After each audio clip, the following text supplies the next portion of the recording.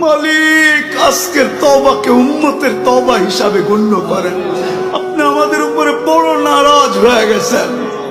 নাইলে অতীত তাকাইলে দেখি মালিক একজন হাত তুলতে দেরি, একজন চিৎকার দিতে দেরি, একজন আপনাকে অনুরোধ করতে দেরি, একজন বলতে দেরি, আকাশ থেকে সাহায্য আসতে দেরি হয় নাই, আপনার বাহিনী জাপায়া পড়তে দেরি করে নাই।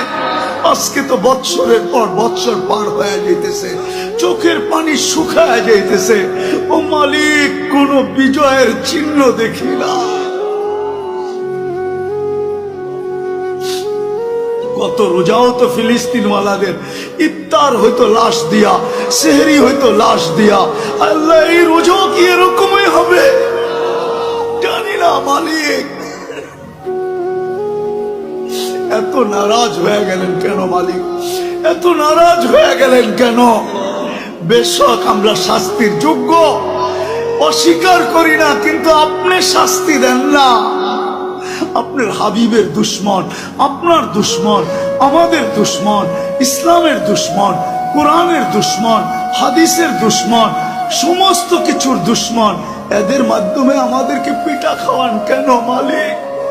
কেন মার খাওয়ান? কেন ওদের হাতে আমাদেরকে বেইজ্জত করেন? কেন আমাদের মা বোনদেরকে বেইজ্জত করান? কেন দুধের শিশুর রক্ত জড়ে ওদের হাত দিয়া? আপনি কি আমাদেরকে ছেড়েই দিলেন?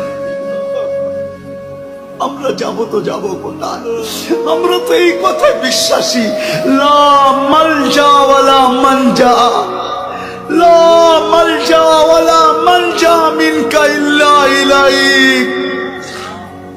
ডাইনে দেখি তো আপনাকে দেখি, বামে দেখি তো আপনাকে দেখি, সামনে দেখি তো আপনাকে দেখি, পিছে দেখি তো আপনাকে দেখি, উপরে দেখি তো আপনাকে দেখি, নিচে দেখি তো আপনাকে দেখি, নিচের দিকে তাকাই তো আপনাকে দেখি, ভিতরে তাকাই তো আপনাকে দেখি, বাহিরে তাকাই তো আপনাকে দেখি।